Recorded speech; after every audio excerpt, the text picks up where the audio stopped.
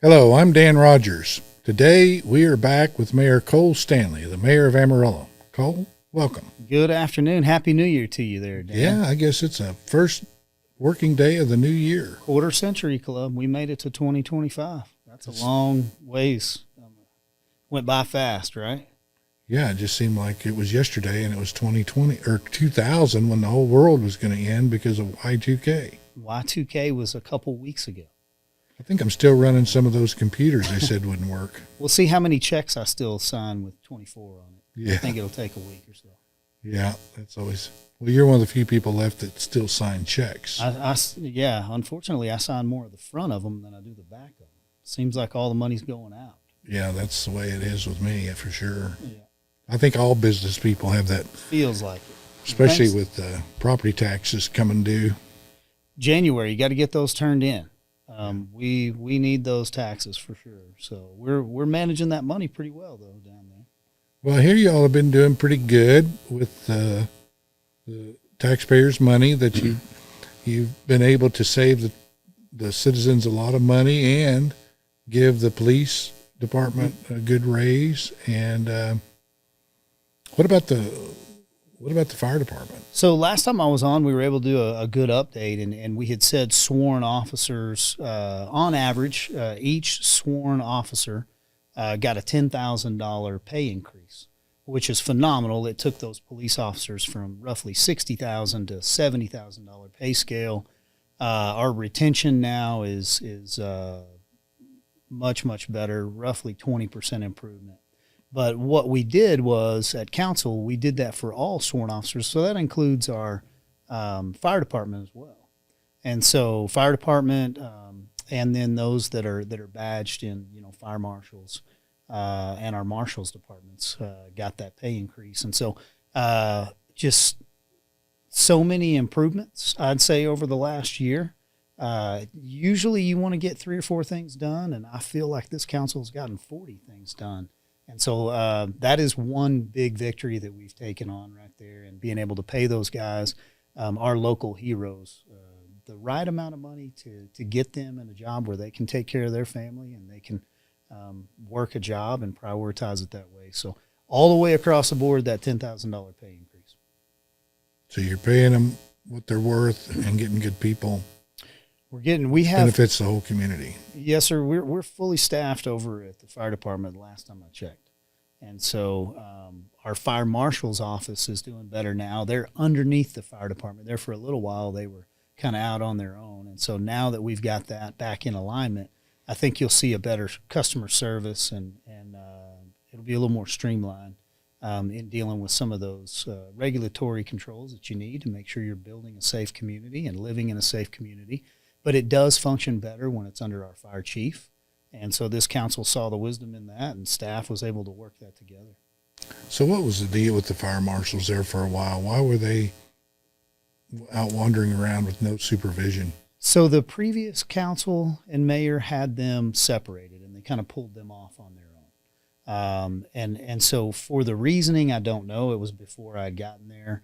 But it definitely, being a customer of the city, and dealing with our fire marshals, dealing with building safety, trying to do business with the city, that is something that we've seen benefits in, and having that sit underneath your fire chief and be inside of the fire department. And then our marshals are actually doing a better job out there, more on the public safety side in enforcement, because we have so many things that a patrol officer can't really get to, that those fire marshals are able to run down, nuisances and different things that we're trying to tackle.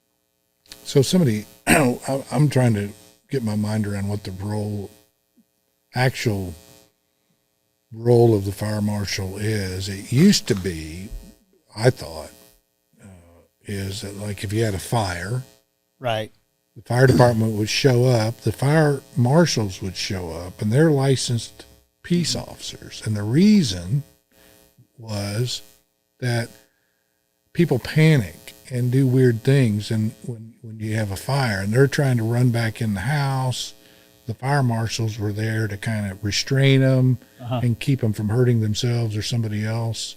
Is that not their role anymore? Well, they have multiple roles. the investigatory side's important. So I think you see that TCOL certification for that on the investigation side as well as kind of the public safety side. And so investigating these fires, being able to show, okay, this was arson, this was not, here's the cause.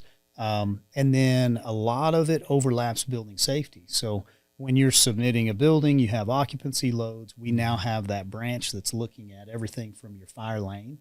Do you have space for the fire truck to get to you? Mm-hmm. Do you need fire sprinkler systems? How many people can you safely have in this building? So, if you have an occupancy of 200 mm-hmm. and there's 500 people in there, that's when that phone call goes out and that fire marshal comes, and they need to be badged in order to say, hey, you guys have to leave. We have the authority to tell you. Mm-hmm. And it's always derivative through, life safety. So we like the way that it's set up. We're seeing some improvement in those departments. And then I think it is more streamlined. And so the amount of money that we've been able to prioritize to our public safety is overlapping into building safety as well.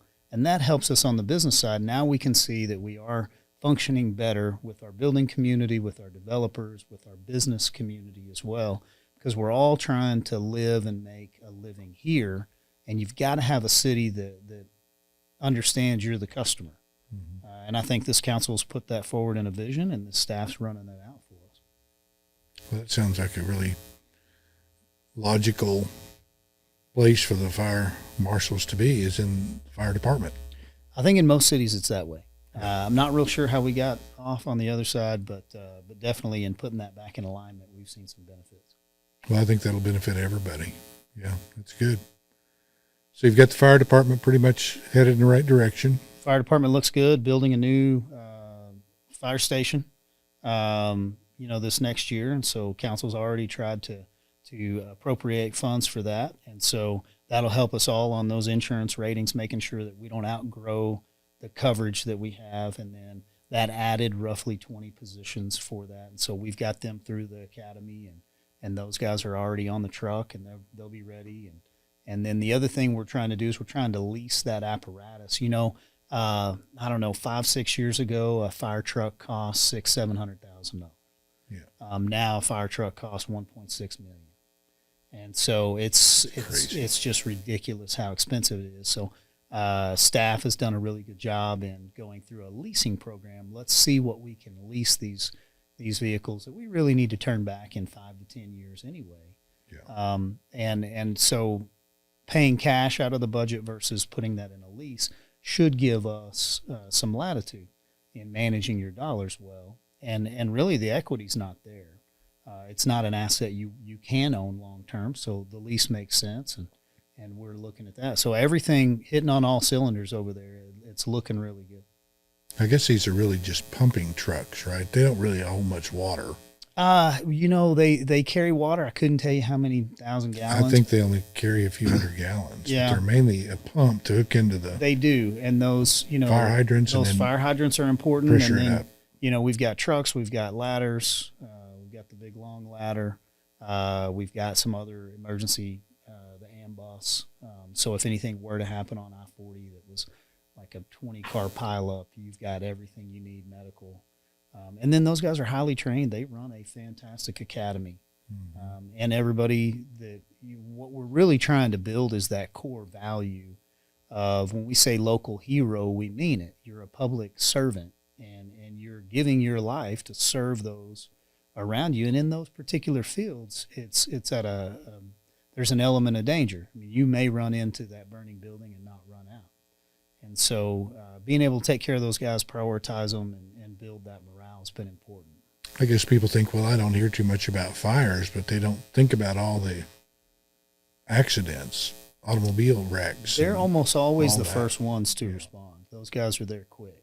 So. And a lot of the trauma that those ladies and gentlemen go through as our fire personnel is in seeing those accidents and dealing with some of those issues. And so I was on a ride along one time, and we got the phone call that a 2-year-old was choking.